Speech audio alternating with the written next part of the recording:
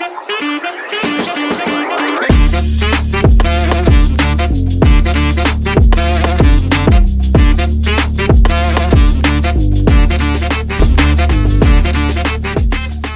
back to Community Corner Podcast Personal Finance Edition. This is Rashmi and I'm joined by my co-host Olivia. Today we're going to be going into a relatively niche and controversial topic, cryptocurrency. Founded in 2009, Bitcoin was the first cryptocurrency and is still the most commonly traded. The currency was developed by Satoshi Nakamoto. So, cryptocurrency is a digital or virtual currency which is using cryptography for security. It's not really controlled by any central authority, meaning any government or financial institution, and it's not like traditional money printed out only by the government.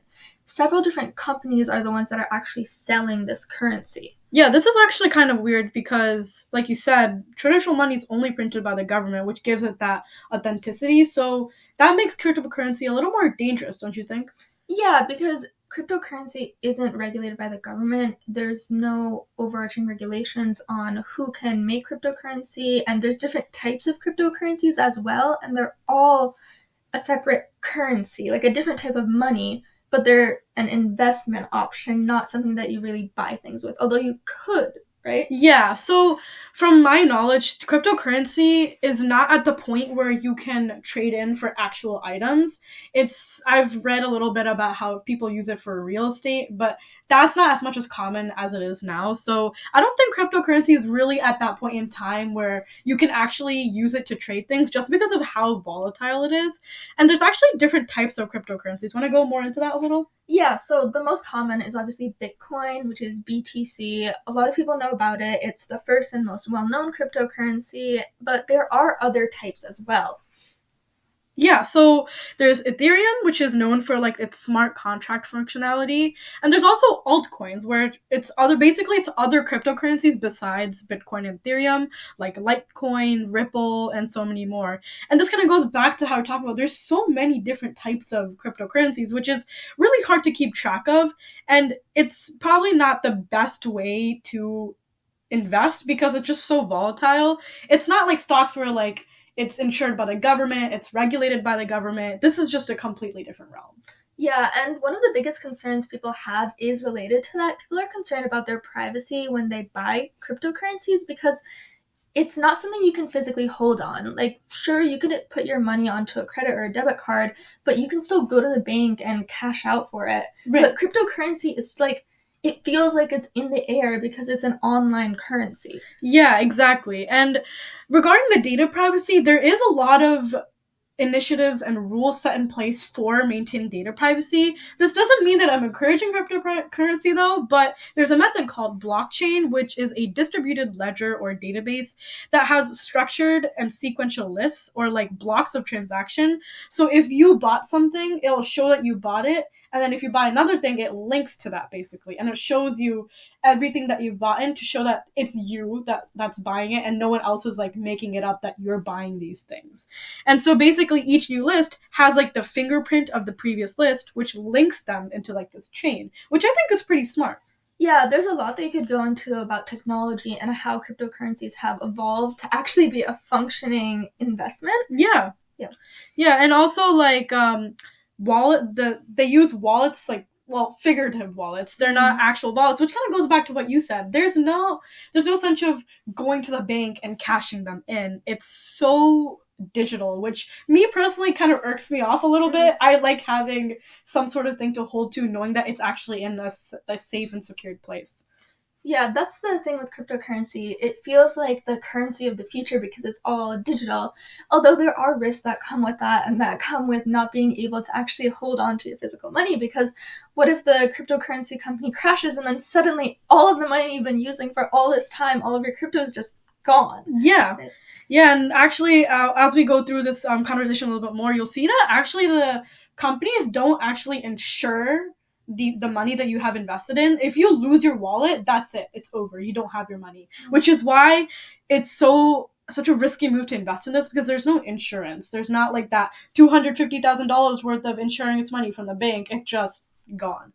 Do you want to go into a little bit about the types of wallets that they use in cryptocurrency? Sure. So there's multiple different types, and one of them, or the main differentiator of the different types of wallets, is non-custodial versus custodial accounts. So non-custodial accounts are where you take responsibility for securing your keys, and custodial accounts are hosted by a third party that stores your keys for you.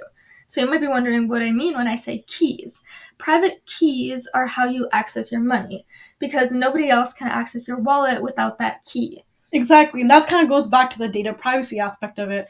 They do really make sure that your information is as secure as possible through these keys. If someone ends up having that private key, well, that's kind of on you, but you really have that. It's kind of like a fingerprint. That's kind of what the private key is. And kind of adding on to that, there are also two more like subtopics under that non-custodial and custodial wallets, which is hot wallet and cold wallet. So hot wallet is when it's connected to the internet, which is probably the least safe option because you don't want your data kind of floating around everywhere, but the cold wallet is not connected. Yeah, and then there's also software wallets, which are installed on a desktop or a laptop computer and can access your cryptocurrency, make transactions, display your balance, and so much more on that computer. Whereas hardware wallets, which are the most popular type of wallet, are ones where you can store your private keys and remove them from your device. So they're kind of like a USB drive, which you can put in from one laptop to your phone or something like that. Exactly. And I think the hardware wallet are definitely the most safer ones. I think a combination of a hardware wallet and a cold wallet, which is a thing. You can have different combinations of things. So a hardware wallet, a hardware cold wallet is probably the most ideal one because it's not connected to the internet. No one can kind of hack into the Wi-Fi. And it's also a USB drive. It's not like you can just find the password to your computer and find all the information. Exactly. And you definitely want to have a wallet that you can take with you and move around, because if your laptop crashes and, like we mentioned, it's not insured, your crypto is gone and all of your money in that investment is gone. So we might not be financial advisors, but personally, if we were to invest in crypto, we'd probably get a hardware wallet for ourselves. For sure. Honestly, me personally, I don't think I would even go near this realm. I just think it's too risky for it's also relatively new, even though it was started in 2009. It's still in the 2000s, and it's definitely has a long way to go. We're going to go into FTX soon in our following episodes and kind of learn about how easily crypto can go wrong. And so that's kind of what I personally think about cryptocurrency. But something that's interesting is that these things called seed words, and these are 12-word mnemonic seed phrases where you can use the phrase to restore the wallet if you ever lose like that device, which is pretty interesting to me. Yeah, there's similar types of things for accounts for social media and those types of things where you put in a couple words when you make your account, and then if you lose it, it's kind of like resetting your password as long as you know those few key phrases. But then that still feels to me very risky, because it is possible that someone that knows you relatively well would be able to guess what your seed words are and gain access to your cryptocurrency. True, and I think that, like, you're talking about social media accounts, those are usually just, like, questions. It's like, what's your favorite food? And then you answer them. But the interesting part about seed words is that it could be any combination of words. So because it's 12 words specifically, and it could be any type of, like, any word you can use. You can say, like, cat, airplane, radio, and, like, something else. And it's really hard to guess those type of things because it could be in any other order. So in that sense, it's definitely safe. But like you said, if people know you really well, they may have a high chance of figuring it out. Yeah, and it also falls upon you then to remember that, or else you'll lose everything. Yeah, and you don't really want to write those type of things down either. So that's a little bit risky. Yeah, but the biggest risk for me is that there's no regulation, because cryptocurrencies aren't tied to a government. There's no government regulation over them, and they're uninsured usually and hard to convert into tangible currency, US dollars, euros, whatever you want. It's hard to get that. You can't go into a bank and say, here's my crypto, give me cash for it. All you can do is really buy and sell them on a crypto app. Exactly. I guess that kind of goes to show how, like, new these things are. Like, if you're not able to trade this in for money, it really isn't the most ideal crypto or currency to be using. And also, like, this currency is very influenced by just the supply and demand, investor and user sentiments, and even just media hype, which aren't really the best factors to base cryptocurrency off of, but that's kind of how this works, and that's why crypto is so volatile. Yeah, it feels to me as though cryptocurrency has become sort of a joke. I have my economics teacher who will say as a joke every time somebody starts gazing off in class, are you thinking about the price of Bitcoin, and go up with the random number which changes so much from day to day that's just thrown me off.